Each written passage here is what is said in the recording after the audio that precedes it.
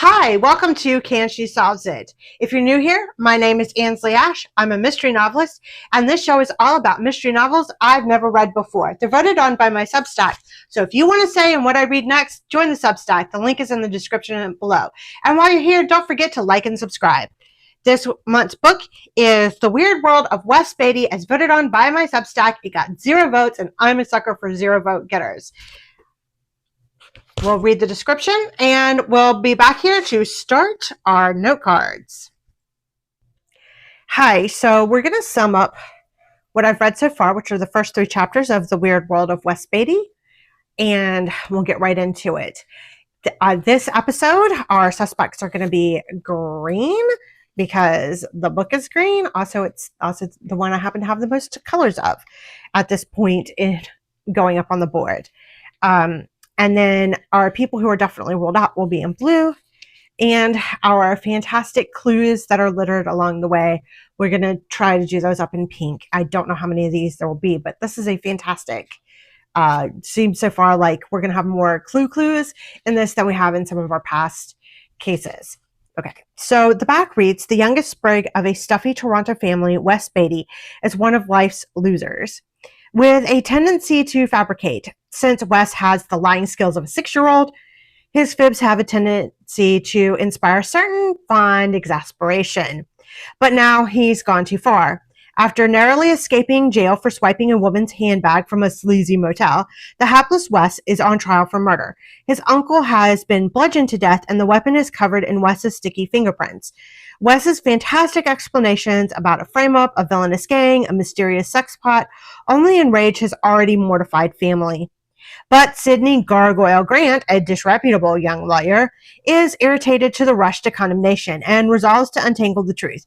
If Agatha Christie had lived in Canada in the early 1960s and had been a wittier writer, Wes Beattie could have been her book.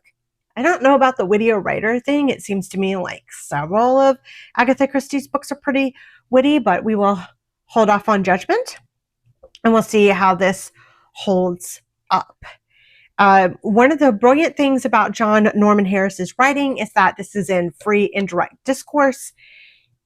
There are tons of videos all over the internet if you want to watch some of those. It was a type of narration that is made famous by Jane Austen, most famously in Pride and Prejudice, where it basically talks to you, the reader, like it's in first person, but it never actually uses the first person. And it took me a hot minute to realize it wasn't in first person, just because of the way that it opens. And so this opening, maybe not as famous as it is a truth universally acknowledged that a young man in possession of a large fortune must be in want of a wife, Jane Austen. This one starts, it was a small seminar attended by doctors, lawyers, and social workers for the discussion of medico-legal problems. All right, so we're going to start here in the first chapter. We start meeting people. So our very first person that we meet is Dr. Milton Herbert. He is the psychiatrist who is examining Wes Beattie.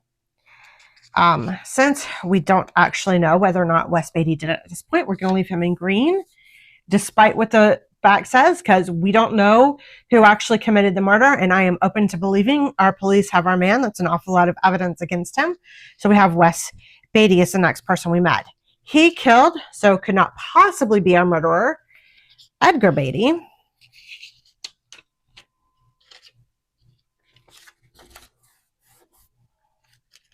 Then we have, starting to ask questions, Sidney Gargoyle Grant. And then we have his very capable secretary, Ms. Simple. All right, that does it for the people. So far, I can determine who have not done it.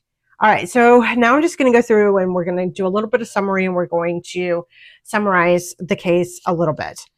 So Dr. Milton Herbert starts off with Wes Beattie had already been to jail. So like I have problems with the back of this book because there are two factual inaccuracies in that summary. The first is he did go to jail. He went for the maximum of like 3 months or whatever. And then he had only just gotten out. And he went to jail because there was a stolen purse. And when caught with the stolen purse, he said, well, he went to get it for his girlfriend, but then first the girlfriend was from a rich family. And since he's, poor, his family is rich, but he was like not a smart kid. He didn't get into college. His family has used their connections to get him a couple of jobs. They have not worked out. He is deeply in debt. He doesn't know how to spend his money. There's a girl who kept egging him on so to spend his money, and now he's deeply in debt. And so that's why they think he stole the purse. And he goes to jail with that. So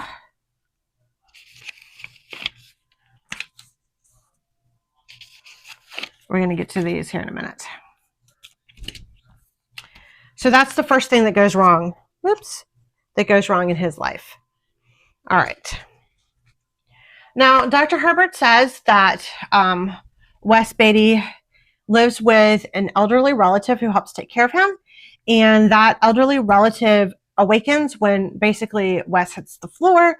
She goes out, and what she finds is she finds him dead, but she goes to call the cops, but she can't because there are bloody fingerprints on the telephone, and the bloody fingerprints turn out to be Wes's. So Wes is then arrested for it. His uncle was bludgeoned to death by a walking stick. All right, so when presented with, so at first they didn't think, fingerprints on the telephone were I guess they weren't bloody. I guess they were just fingerprints. Fingerprints on the telephone weren't thought to be anything because Wes was Edgar's nephew, so they thought maybe he had used the phone, that he'd been there. This was completely reasonable, but Wes then messes things up by saying he'd never been to, had not been to Edgar's house in the last 6 months.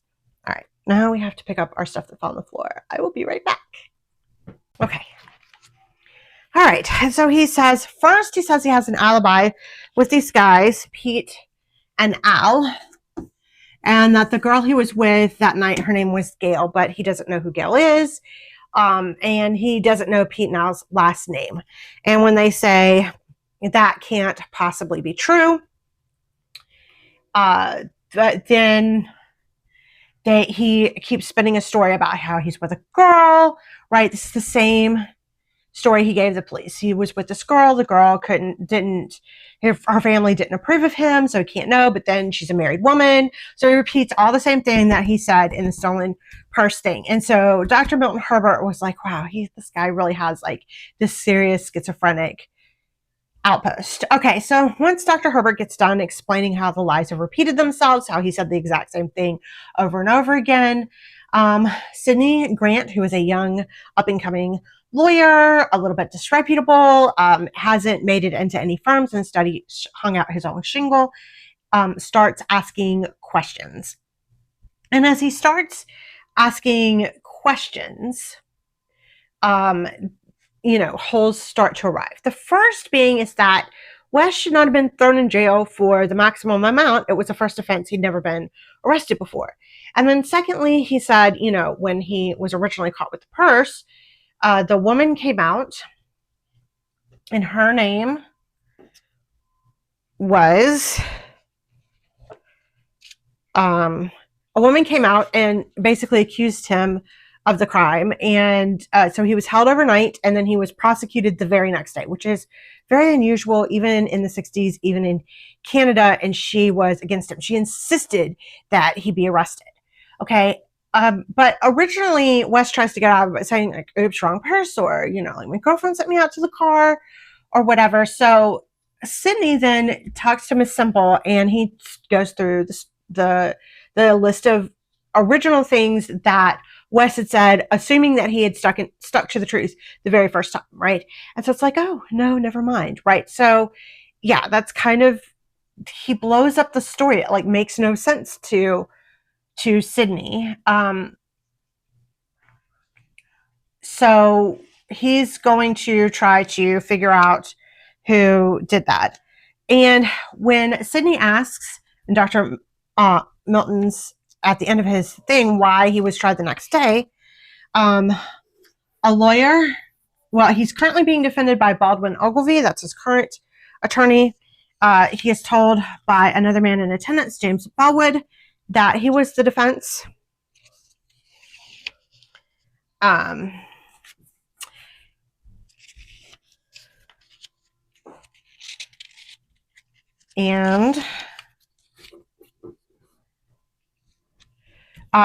that he works for a man called Mr. Paget in that law firm. And Mr. Paget is his boss. And James Bellwood is directed to tie things up as quickly as possible because Mrs. Beattie, Wes's grandma, is immediately embarrassed. So Mrs. Beattie is really embarrassed by Wes's shenanigans and just wants this tied up, and they don't want it to be in the papers. So they go ahead and so he goes ahead and he pushes for a trial, hoping the whole thing will fall apart. But his key witness, Irene Leduc, shows up, testifies against him, and he keeps lying to the judge, and the judge just has had it, and he throws everything at him. Okay, so Sidney, again, as we said, goes to his secretary, Miss Simple, and he feels like Irene's testimony is BS. So what he does is he goes back to the hotel, traces her backwards, and basically he takes the number, the driver's license number that they used to check into the hotel. He finds the rental car, he finds the hotel receipts, he finds the driver's license number, and he finds that it's not registered to Irene Leduc, that obviously the driver's license has somehow been shimmied with. It's by a woman by the name of Irene Leday. So since those are so similar, he feels like, okay, they must have just jimmied up Irene Leday's actual ID. This is the 60s. It's a little bit more easily done than it would be today. So they think that that's a possibility. And when he shows up at the other Irene store, what she finds is that her driver's license is missing. And she remembers that she thought her purse had been broken into at a big party that she attends with her husband.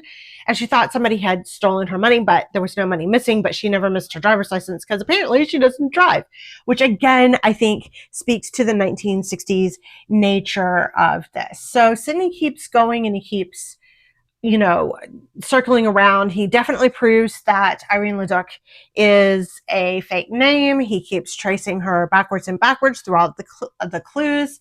He gets several people's photographs, starts putting them in a photo lineup so that they could be interpreted. And he runs across a different lady, Janice Swan Wicklow, who apparently was well known at this motel that that Wes had been stolen the purse from, but she hadn't been around in a while, so they feel like she got some money. And she has a serious shopping addiction, and her name is Janice Swan Wicklow. And so we get to the end of chapter 3, and dun dun dun, Irene Leduc is Janice Swan Wicklow, and she's definitely our witness. But they have no idea how she turns back to Wes Beattie. Okay, I'll now read to the halfway mark. We'll see if we have any more people who come in here. But to sum up real quickly, right? In our original stolen purse, our witness gives a demonstrably wrong name and uses a fake ID. And that means that Wes's original story has to be at least partly the truth, with Wes himself as an unreliable narrator. And now we have to, and I'm just going to think through some things. We have a number of people with motive to kill Edgar. First of all, Edgar was going to leave all of his money to Wes Beattie, but remember, Grandma doesn't approve of him, and that the Beattie Trust is used by the Paget law firm, and Mr. James Bellwood is told to hush things up. And because you cannot, in those days, and even today, you cannot profit from your crime. If Wes Beattie is guilty of killing Edgar, then he can't profit from his crime. So if they really just hate Wes, I don't know why you would kill Edgar other than we have proved that in his looking down that Edgar was definitely on the trail looking after who might have killed Wes, because Sidney runs into a couple of people who had met Wes before. So Edgar before. So Sydney believes that Edgar was killed because he was tracking down Wes's story, having believed Wes all along, and was only, pretending to cut Wes out of the will, which is the reason the police are giving that Wes killed Edgar. But if that's not true, then who had motive? And old Mrs. Beattie, Edgar's mom, and ashamed of Wes's grandma, Mr. Paget, to keep the money in the flowing if we're embezzling. That would be a good motive. I don't know if James Baldwin knows this or if he's an accomplice. So these are two really strong people. Is Milton Herbert hired by the Paget firm? We don't know yet. And Baldwin Ogilvy, the current attorney, is, I guess, being paid for by Grandmama. So is he in on it as well? So there's someone definitely behind the scenes manipulating things. Can't wait to read, the next, I'm probably third of the book, and get to the midway point. And I'll see you. It's tomorrow for me, but it'll be just a moment for you. Okay, so last night I read to approximately the halfway point in The Weird World of Wes Beattie, and I'm going to catch you up. Now, there are only 3 additional suspects. Mr. Howard Gadwell, which probably I should have mentioned yesterday. He was in the opening chapters. Oops, my bad. And then we find out that Mr. Paget is indeed married to one of Edgar Beattie's sisters, and her name is Marcia. And then there's one additional sister, Claudia. And this, I think, completes our entire list of suspects. So we'll catch you up. So we open the very next chapter. So I read chapters 1 through 3. I have now 3 through 8. So I'll start chapter 9 tonight. I've read 3 through 8 last night. And basically, here's what happened. Our intrepid lawyer, Sidney, and his efficient secretary, Miss Semple, SEMPLE, are deciding that they're going to track down Howard Gadwell. Now, Howard Gadwell and Irene Leduc / Janice Swan are our people who are trying to blackmail poor Wes Beattie. All right. So he's going to try and track them down. And he ends up finding Howard, but then our Gargoyle, Sidney, decides that he can't just talk to this guy. This guy's going to lie through his teeth. So he's like, okay, now I need to go around about another way. And so Sidney decides, all right, here's what I'm going to do. I have enough information. I can find Howard, and maybe at some point we'll find Janice Swan Wicklow or Irene Leduc, if at all possible. But what I really need to do is I really need to go tell Wes's family. After all, they're the ones who are paying for the attorney. The attorney needs to know. And at first he was just going to tell the attorney, Baldwin Ogilvy, the current attorney. He was just going to tell the current attorney what was up. But the current attorney is also a member of Parliament. So he's in Ottawa, which is the capital of Canada. You now know something. If you are an American, if you're Canadian, I'm sure you already knew that. But if you're an American, you now know Ottawa is the capital of Canada. And Baldwin is out of town, so Sidney can't get to Baldwin, so he decides to go to the family instead. And he starts telling them about how Irene and Howard set up Wes, and this is true. So he runs into some obstacles, right? So again, we have Mr. Paget, Marcia's husband, who comes in and is like, oh no, we're downplaying it. It doesn't matter. This is really true. The rest of his story is clearly false. And the little lady, Mrs. Beattie, Grandmama, she kind of wants to hear everything out. But Grandmama just doesn't really know what to do, so she insists on hearing them all the way out. And this is where we start hearing the fighting that happens between Marcia and Claudia.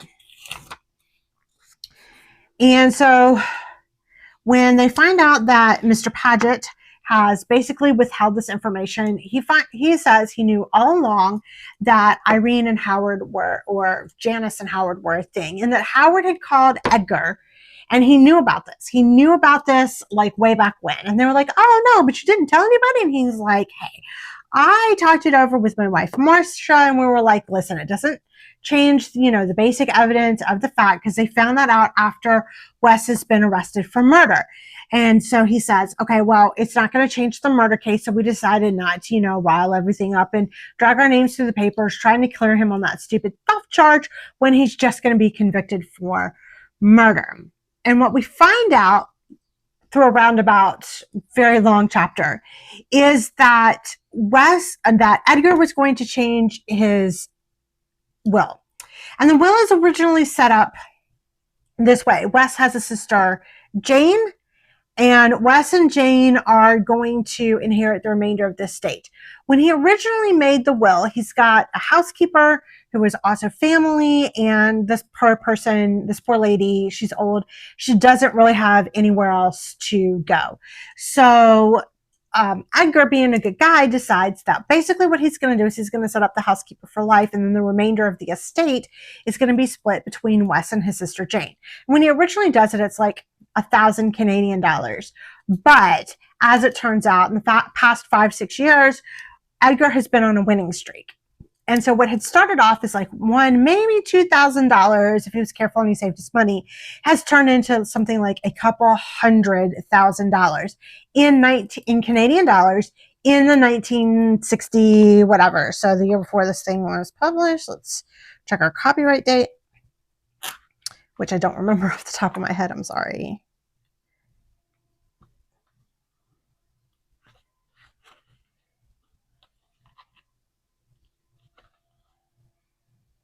First Canadian and first U.S. editions were printed in 1963. So in 1962, 61, $62. So that's a lot of money. Like even today, that's a lot of money, but it's money that's going to set them up for the rest of their life. So for a modern audience, hear that more like 2-3 million, right? So what happens if Wes so that's why the police think Wes has motive. So Sidney then asks a very, very pertinent question. And he says, well, what would happen if Wes couldn't collect under the old will? And they go, under the terms of the old will, Jane's portion goes to Jane. So that's Wes's sister. And the rest of it gets divided, or if Wes and Jane both are out of the picture, the rest is going to get divided equally between Marcia and Claudia. And here we have Marcia making all these things. Oh no, Edgar, you're not going to leave any money to your favorite sister, Claudia. So there's clearly a rivalry between Claudia and Marcia. And Claudia's all like, oh no. I didn't expect Edgar to ever give me any money. And Marcia's like, well, he sure could have given me money. I'm family as well. But Mr. Paget says that Edgar had told him that he thought Marcia was well set up, that Mr. Paget had provided well, that when their mother passed, Mrs. Beattie, that money was going to go to both Marcia and Claudia, so that Marcia was fine. She had a husband, she was having this other inheritance. Marcia didn't need extra money. So, but Claudia might. It was going to make a huge difference in Claudia's life. So here we have some excellent people who might have done it, right? So we have Marcia and we have Claudia. And then furthermore, we're going to have Jane, which is Wes's sister. So those are the three ladies that have the most. So I'm going to say it's time to start. And then we go through some rigmarole. The family then lies to Sidney about whether or not they're going to tell Baldwin Ogilvy. I'm going to go ahead and move him off of here, the current, and onto our other thing. They're going to tell Baldwin Ogilvy. And so the maid, Betty, calls Wes's sister, Jane, and tells Jane, hey, they've lied to Sidney, and I think that's wrong. And so Jane goes and she tells Wes. So from there, Sidney goes and he tells Baldwin Ogilvy, and Baldwin Ogilvy then agrees to withdraw from the case and let Sidney represent Wes, and recommends to Jane that Wes hire Sidney. So Jane is the only one who's allowed in to see Wes. So I think Baldwin Ogilvy is not our guy. I think Milton Herbert is just our MacGuffin that gets the thing started. I think Mr. Paget may be the one who has arranged it. And so I don't know if any of them, but I think Mrs. Beattie, Grandmama, is not the one who set it up. This seems an awful lot of deviousness for like a 70-year-old lady to get into. Although I hope when I'm 70, I'm not devious, but she seems a little bit off there. All right. So I think that Irene and Howard and Mr. Paget and James Bellwood are all part of this plot, and they're either going to be directed by Claudia or Marcia. Oh, these are all out of frame. I can't see this. By Claudia, by Marcia, or Claudia. Okay, so these guys are together, right? So James Bellwood, Howard, and Janice. We still have to find Janice. Mr. Paget is doing it probably at the behest of one of these two. And these, all right, so we have answered all of these clues the wrong name given. So this is from the first crime. So these clues seem pretty well exhausted, and they have led to the bigger conspiracy. So Wes still might have killed Uncle Edgar, but Uncle Edgar, according to everything at this point, is trying to clear Wes. And if Wes knows that, why is Wes going to kill Edgar? So don't think Wes is our killer. So that leaves one more set of clues. That's the original alibi, the Pete and Al that he originally says that he's with, but then he's not.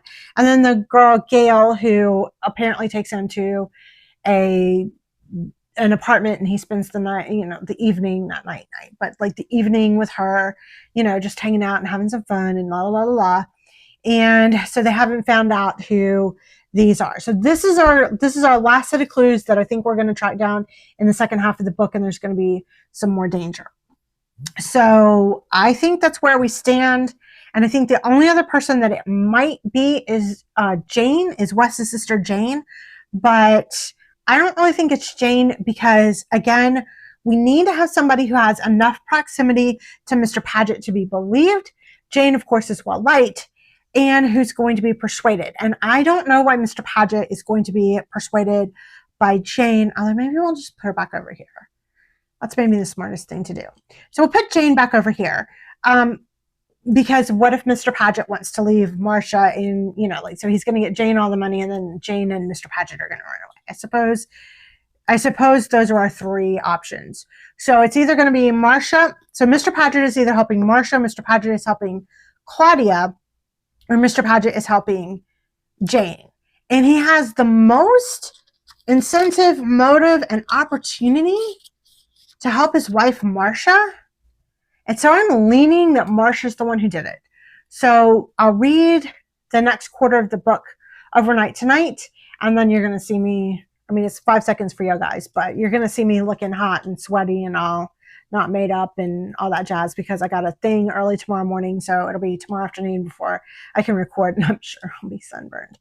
So we'll be back in just a second to tell you where we're at, lock in my guesses, and see. Although Marcia and Mr. Paget, it looks like classic red herring. So Claudia and Jane, I think, are going to be up there. We'll see whether or not the second half of the book we move away from Marcia and Mr. Paget having done it, because sometimes a lot of writers tease who it is early, and then come back, and then they throw you off to all of the other people, and then they come back and circle around. And this is the 1960s, so I wouldn't go past that.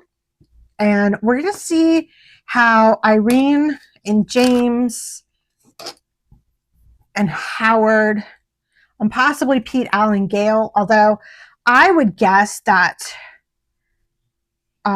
Gail is going to be the woman that he went with that first night, and Gail the second night. So I'm thinking Gail is is going to be the same person. And Pete and Al, one of them is going to be Howard, and maybe the other one of these is going to be James.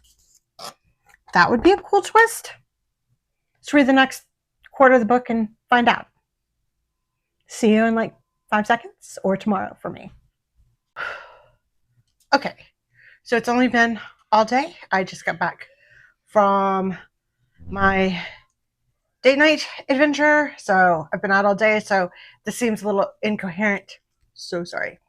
We read from halfway to the 3/4 mark, and I have about 60 pages left. We're at chapter 14 out of, I don't know how many I didn't read. Just gonna catch you up real fast. All right.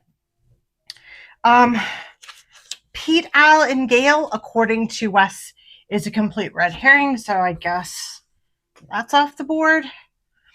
And other than that, we can probably move Jane Beattie off the board because Betty keeps calling her and telling her that things that are going on, and Jane keeps running into the rescue. So I don't really understand why Jane would do that. And, you know, aside from Wes, there aren't that many lying liars who lie in this book so far. So I'm going to move Jane off of she was out of town, no motive, no opportunity. She was out of the country when Wes first had his run-in with the law. So I'm going to say then that we are down to, so here's what happened. Grandmama, this is the only thing that happens. The trial starts, we go through, we question people, we go over information we've already covered. Nobody particularly trips up. There you go. And then we get to the part where we get to a break for the weekend. And on Sunday, Grandma Beattie goes to the jail and begs Wes to take the insanity plea, stop dragging the family through this. So Grandmama looks a little bit more suspicious, but I think she's just this old lady who's torn up. And so that leaves us, we don't really have further developments with Irene and Howard. They've been located, but they have not yet been called to testify. So don't know that they're going to do this. And James Bellwood seems completely off the mark. And that leaves us with just 3 suspects remaining. Marcia Paget, her husband, Mr. Paget, and her sister, Miss Claudia Beattie. Claudia has the best motive because if for whatever reason Wes is not able to inherit, Claudia gets it. But Marcia had better if we ended up not changing the will. So Claudia benefits if Edgar had changed the will, and Marcia benefits if Edgar does not change the will. And so with the impending Edgar changing the will, I think Marcia and Mr. Paget had to kill Edgar. And so I think that's who killed it. So short update for this last quarter of the book, but not a whole lot happened to confuse us, other than Betty ratted out Grandmama to Jane, and that's why I eliminated Jane, because Jane rushes in and tells Wes, go for it. I really believe that Gargoyle, Mr. Sidney Grant can get you off. So that's how we ended up eliminating Jane. And I'm going to say that Marcia and Mr. Paget conspired together to frame up Wes. They're the ones who framed him for the robbery. And I think they have figured out a way to we do have an explanation. Sidney has come up with an explanation for how Wes's fingerprints got on the telephone. Now remember, they're not on the walking stick, they're on the telephone. Wes gets word that Edgar is supposed to meet to clear his name. Wes follows up with that, finds out that whoever it was, who Wes doesn't know who it is, killed Edgar in the meantime, and Wes gets there just a few seconds too late. And he picks up the phone to call the cops. Then he realizes that it's going like he killed him. So he hightails it out of there. And that's how his fingerprints got on the telephone, which is the only evidence against Wes. So now if we believe this story, then Marcia and Mr. Paget conspired together to frame Wes, both for killing, well, they got lucky with Edgar, and for the other one, and they're just going to take advantage of this and ride that horse all the way in. I'm going to take tonight to read the last literally 61 pages of this book. I'll be back tomorrow. It's like 10 seconds for you guys, but it's tomorrow for me. And we'll see if I got this right or if I was once again fooled by the red herrings of all these great mystery writers. So I finished reading the book last night, and our killer is from all of these people. Well, as it turns out, we have to bring 3 cards back into play. We have to bring Irene and Howard, which we moved over. We'll get to what they did in a minute. And Gail from our clue, Peter, Allen, Gail, and we'll have an explanation. All right, and that is because Sydney interviews Mr. and Mrs. Whitney, who, as it turns out, rented out their apartment to some mysterious British person. And so they rented out their apartment to some mysterious British man, and he kept it a couple of days, but they rented it through their banker, Mr. Herbert Jackson. And now we have another suspect on the board because Herbert is Wes's boss. Okay? And so who did it? Well, Herbert masterminded it with his good friend Howard because, as it turns out, and, you know, followed this thing pretty closely, as it turns out, old Mr. Beattie, Charles Beattie, had a gambling problem, and he was overdrawn at the bank. And so he used shares in some of his stocks that he played around with to cover his gambling debts. And as it turns out, one of those penny stocks shot through the roof and made people rich if only they could get their hands on it. But they didn't think that Mrs. Beattie or any of his family knew about his stock buying fortunes. And so they decided to basically embezzle those stocks from Charles, feeling like the family was never going to miss it. They were rich anyway. And so what happened to Wes? Well, Wes was set up for the original crime of stealing by Herbert because Herbert thought that Wes was a plant from the Beattie estate to catch him embezzling these stocks from Charles. So he arranged to have him set up. Well, as it turned out, Irene was only supposed to say it was hers. He was going to get remanded over, and then nobody was going to show up and the case would be dismissed. It would leave no permanent mark on Wes's career, but the fact that he was arrested would get him to resign from the bank, and that would leave Herbert safe. And when that didn't happen, he went to jail. Well, everything worked out. But then Edgar starts looking into it for Wes. And because Edgar looks into it for Wes, all of a sudden Herbert thinks, oh, they're on to me. And so that means Edgar has to be bumped off because Wes gets out of jail. The two of them are going to team up and expose Herbert. So he goes back to Gadwell, who has Howard Gadwell, who has absolutely no conscience whatsoever. So in this day and time, apparently one of Gadwell's little side companies is making explicit adult entertainment films. And the FBI has shut down his U.S. operations, but they don't have any power in Canada, and they can't really link it to him. That means that Gadwell is mobbed up, and he has absolutely no compunction about killing people off. So when things start going awry, he lures Irene Leduc, who turned out was, as we said, Janice Swan Wicklow. The Wicklows, Jackson and Gadwell, were at the same conference, a stock conference together, and they find that things have gone awry. So when they find that things have gone awry, they put everything into motion. Irene's going to do anything for Gadwell. Gadwell, with his adult entertainment actress friends, lures a girl up from Buffalo, New York, because apparently all the girls in Buffalo, New York are loose. Canadian writers.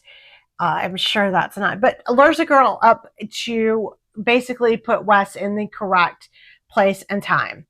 Howard has murdered Janice, his high school lover, and continuing on lover, and apparently nobody misses her, not even her stinking husband, which makes him a bad guy. And the scale person, which is obviously not her real name, one of the girls brought up from Buffalo, Howard has offed her too. And then Howard, using one of his other ruses, because he's also a bookie, is the one who figures out how to get Wes's fingerprints onto Edgar's phone. And Howard, then framing Wes, murders Edgar, the man who thought it all up and who arranged for it and who arranged for the money is Herbert Jackson. Okay, this did not follow the standard structure of a fair play mystery. Yes, Herbert Jackson was mentioned, but he's mentioned in passing and I guess that's kind of a little bit fair play in like things that don't tend to make sense. And that, but to know that that's a clue, I guess it's a little bit reader error because, you know, everything in a mystery is supposed to be a clue and he does go through there, but we have absolutely no clue that Charles Beattie is up to shenanigans. And so that would have made, and so likely that's why Herbert Jackson's information doesn't come across. And so if we did know, and I suppose we're supposed to deduce that Edgar had to get his love of like hockey and common stuff from his dad. If that's a deduction we're supposed to make, I mean, I don't know how we were supposed to make that. That doesn't seem like a fair deduction to me. And so not knowing that Charles had a bit of a gambling side, a bit of a sporty side himself, then how are we supposed to know that that's where Edgar got it from? And then how are we supposed to know? Because we are told, but we're told late, that Herbert Jackson is, is the former teammate, curling teammate of, well, I guess we're told earlier in the book, but it comes back to play that he and Charles had known each other. So, but this guy doesn't have anything to do with Wes going into the bank. So I don't really know how we were supposed to deduce this. I mean, Howard Gadwell is a bad dude. And so like guessing that he did it, I mean, we straight up had all the clues there. So like moving him off the board. I mean, and knowing that he was muscle, that's kind of one of the reasons why we moved him off the board, but maybe shouldn't have. That's definitely reader error on my part. But I don't know what I'm supposed to do about Mr. Jackson here. And then Mr. and Mrs. Whitney and the apartment come in the last quarter of the book. So this is definitely not a typical structure. I don't say that I disagree with it or that I found the conclusion unsatisfying, but it did make it a little bit difficult to play along. So it was a fun little read. It ends with a marriage, because as all comedies do, and it is a little bit farcical. So I can see why P.G. Wodehouse was infatuated with this and recommended the book. And maybe a little bit why they think maybe Agatha Christie should have been wittier, but either I am too far removed, 60 whatever years removed from the writing of this book, and so I don't get the jokes, and there were like more jokes in there that I was supposed to get and I just didn't, or if there just weren't that many jokes and I'm a bad person for expecting there to be jokes in a comedy. So there you go. I definitely didn't win this one, so I think this makes authors 3 and Ansley 0. The poll is still going on, so we'll show you which ones we're choosing between, and there's currently a tie, so if you want to cast your vote, I'm going to put the poll back up again this week. There's a link in the description, and you can go vote on the poll on my Substack if you have a preference for which book I do. So the poll is between this week To the Man or Dead, which was our runner-up to The Last One to Vanish with Megan Miranda, or The Mystery Guest, a Maid novel by Nina Prose. So I don't know anything about either one of these. I don't know whether either one of these are, considered. This is a Janet's Planet mystery. So To the Man or Dead looks to me to be like it's a fair play mystery. And this one, I'm going to go by the cover since they're modern. This looks to be a fair play mystery as well. This just reads a little bit cozy to me. And this also reads cozy to me. So I think probably both of these are fair play mysteries. So we'll see if I can figure out either one of them. If you have a preference, or if you just like one cover better or one title better than the other, be sure to click on it. I will be back in 1 month's time to tell you whether or not I won or lost this. And I'm having so much fun with this series. So if you've enjoyed this, hit like and subscribe, and I'll meet you back here in a month.